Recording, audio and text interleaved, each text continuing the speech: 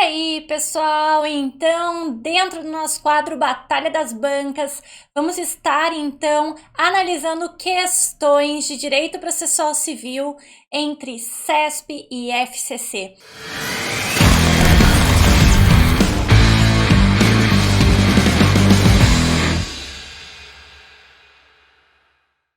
Eu sou a professora Cristine Rocha e estarei trabalhando com vocês. Então, quem foi a banca que foi mais maldosa? Sobre o assunto que nós vamos tratar, então, é o assunto de intervenção de terceiros, mais especificamente, então, o amicus curiae, aquela forma de intervenção de terceiro prevista, então, no artigo 138 do CPC, o amigo da corte, né? Então, gente, quem será, então, que cobrou mais aprofundado, que foi mais carrasco, então, neste ponto, até hoje, nos concursos públicos? Vamos lá, então, começando por aquela que é a amada de vocês, Banca CESP e Sebrasp. Gente, uma questão super recente, ano de 2020. Então, vamos lá. Em determinada sessão do STJ, durante julgamento de recurso especial repetitivo acerca de discussão referente ao custeio de medicamento por plano de saúde, questão que se reflete em diversas demandas de consumidores economicamente vulneráveis, foi admitido o ingresso da Defensoria Pública da União, na qualidade de guardião dos vulneráveis, custos vulneráveis. Nessa hipótese, de acordo, olha aqui, com a jurisprudência atual do STJ, a atuação como guardião dos vulneráveis, aqui já sai um pouquinho da letra fria da lei, porque se quer entendimento jurisprudencial. E, diga-se de passagem, entendimento super recente, o aluno tinha que estar super atualizado. Olha só a alternativa A. Não possui fundamento no ordenamento jurídico brasileiro, motivo pelo qual a decisão é nula e a Defensoria Pública deve ser excluída do feito. Alternativa B. Está eivada de nulidade relativa, por ausência de fundamento para essa forma de intervenção, e a participação da Defensoria Pública deve ser convertida em atuação como amicus curiae. Alternativa C. É adequada, desde que se restrinja ao mero acompanhamento do processo, sendo vedada a prática de atos processuais pela Defensoria Pública. Vamos lá. D. Representa uma forma interventiva da Defensoria Pública em nome próprio e em favor dos seus interesses institucionais, sendo-lhe permitida a interposição de recurso. Alternativa E. Somente será legítima caso a decisão seja ratificada, ou seja, confirmada, por maioria absoluta do órgão plenário do STJ. Gente, aqui tinha que estar assim super atualizado, porque isso aqui foi jurisprudência do final do ano de 2019. Um informativo, que foi o informativo 657, responderia a questão, porque o nosso gabarito correto foi D de dado.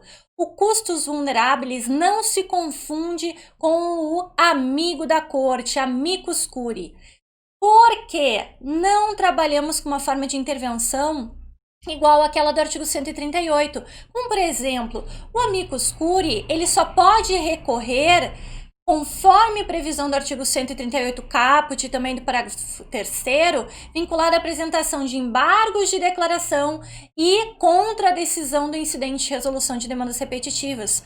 Já o custos vulneráveis pode apresentar todas as manifestações necessárias ao longo da sua intervenção. Por isso que, nesta questão, quando a Defensoria Pública pediu esta forma de intervenção, ela foi aceita. E pelo STJ, então, quando a jurisprudência vai estar trabalhando com precedentes, principalmente debatendo vulneráveis e direitos humanos, está vinculado ao caráter institucional da Defensoria Pública. Então, a alternativa A já está errada, porque a gente tem base, sim, no ordenamento, e já temos, inclusive, uma jurisprudência sobre isso, informativo 657. Pessoal, a alternativa B, por que ela está errada? Porque, como eu acabei de dizer, o amicus curiae não se confunde com custos vulneráveis, então não dava para errar aqui, tinha que saber que uma forma de intervenção não é idêntica à outra. Contudo, o aluno estudando somente a letra fria da lei, ele não encontraria esta expressão do custos vulneráveis. Alternativa C. Muito cuidado, tá, gente? Porque quando ela é admitida no processo a intervir como custos vulneráveis, ela não é mera espectadora. Como eu já disse para vocês, ela vai fazer todas as manifestações necessárias. Alternativa D, a própria ideia da C já consegue, então, nos trazer a ideia de que seria então a alternativa correta, porque ela vai fazer toda a intervenção, e mais ainda, tá bem no sentido do caráter institucional da Defensoria Pública previsto já constitucionalmente.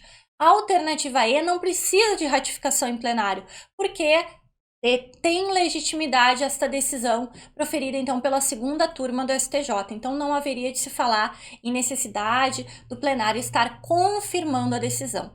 Então aqui ficamos com D de dado.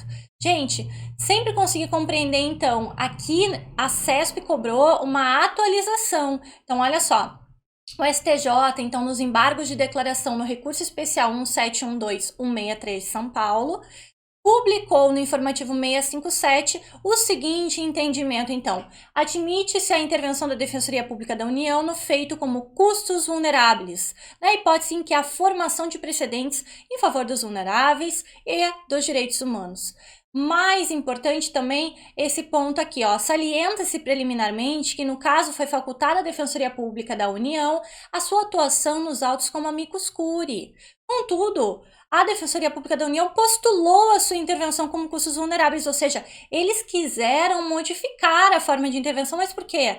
Na condição de guardiã dos vulneráveis, o que lhe possibilitaria interpor todo e qualquer recurso. Então tá aqui a grande diferença entre essa forma de intervenção e, claro, neste caso se mostrou mais adequada.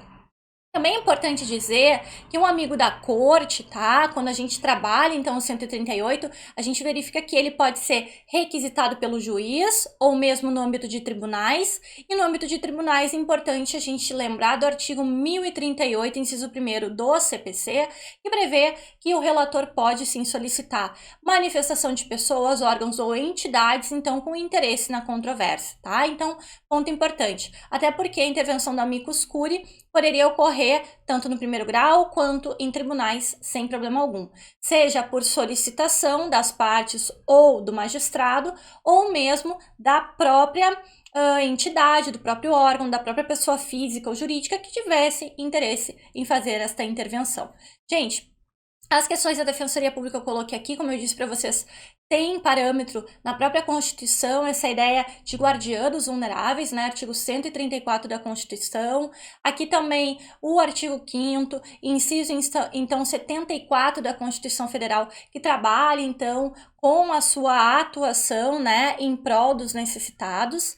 E aqui a doutrina ainda pondera, ó, que a Defensoria Pública, com fundamento no artigo 134, no seu intento de assegurar a promoção dos direitos humanos e a defesa, de forma integral, deve sempre que o interesse jurídico justificar a oitiva do seu posicionamento institucional. Por isso, então, aqui a gente teve esse parâmetro, mas aqui uma intervenção como custos vulneráveis que não se confunde, então, com o nosso amigo da corte. Então, pessoal, nesse sentido, legitimada a atuar como custos vulneráveis, a gente tem que compreender que ela vai fazer toda e qualquer manifestação necessária, principalmente nesse sentido dos hipossuficientes e em questões que debatam os direitos humanos. Na sequência, vamos ver se a FCC foi tão cruel, se ela cobrou entendimento também jurisprudencial, daqui a pouco até doutrinário, né? Vamos ver como é que foi a cobrança. Aqui também recente, questão de 2019, aqui TRF 4ª Região. De acordo com o Código de Processo Civil, o amicus curiae, alternativa A, será nomeado pelo juiz para atuar como assistente de qualquer das partes, desde que hipossuficientes, em causas para cuja solução seja necessário conhecimento técnico e especializado. Alternativa B, intervirá no processo independentemente de prévia admissão pelo juiz, devendo restringir suas manifestações a matérias de ordem pública. Alternativa C, será nomeado pelo juiz para atuar como assistente do autor da ação popular ou da ação civil pública, desde que hipossuficiente, em causas com relevância social de caráter nacional. Alternativa D, será necessariamente pessoa natural. Alternativa E, pode recorrer da decisão que julgar o incidente de resolução de demandas repetitivas. Meus queridos, mais light, né? Aqui só bastava você saber a literalidade do artigo 138. O parágrafo 3º já está aqui na nossa alternativa E. Então, eu copio e cola da literalidade da lei. Por isso, é a nossa alternativa correta. A alternativa A e C, a gente mata com um simples conhecimento. Nunca se confunde a intervenção do amicus curiae com a intervenção da assistência. A assistência começa ali a partir do artigo 119 e não se confunde, seja simples ou litisconsorcial, com o amigo da corte. Até porque o assistente é aquele que faz a intervenção porque tem um interesse e o A ou que o B venha a ganhar dentro do processo. O amicus curiae não quer que A ou B ganhe. O amicus curiae ele vem trazer a democratização do debate, ele vem trazer, então, melhores condições para que o magistrado possa decidir o direito ao caso concreto da melhor forma possível, até mesmo porque os interesses debatidos extrapolam aqueles das próprias partes. Gente, alternativa B, então muito cuidado, ele só ingressa o amicus curiae quando admitido pelo juiz, mas no momento da sua admissão também são fixados, então, os poderes que ele vai estar exercendo ao longo da tramitação processual. Alternativa D, então aqui também tem um ponto de novidade, porque vem o novo legislador e no CPC de 2015 coloca que também a pessoa natural pode ser o amigo da corte. Então, tanto pessoa natural, jurídica, órgão ou entidade, não é só pessoa natural, tá? Então, previsão do artigo 138 aí do CPC. Alternativa E, como eu disse, é o nosso gabarito, previsão literal do parágrafo 3º do artigo 138 do CPC. Aqui, uma previsão doutrinária, então, mais ou menos explicando para vocês para que serve o amicus curiae, este amigo da corte, que regra geral é um terceiro, então, representativo de certo grupo, categoria ou interesse, cuja intervenção se faz por determinação judicial, a requerimento da parte ou por iniciativa deste próprio terceiro. Gente, não se confunde com a assistência, que está aqui, ó, artigo 119 do CPC, tá? E sempre lembrar que, conforme as previsões do artigo 138, vai se dar esta forma de intervenção. Gente, a prof também já escreveu um artigo jurídico a respeito, então, do amicus curiae, em parceria, está disponível, então, nesse site. Quem tiver interesse também em aprofundar, pode estar acessando. Por hoje, ficamos por aqui nessa batalha de bancas. Eu acho que a CESP foi mais cruel. O que vocês acham? Até uma próxima batalha!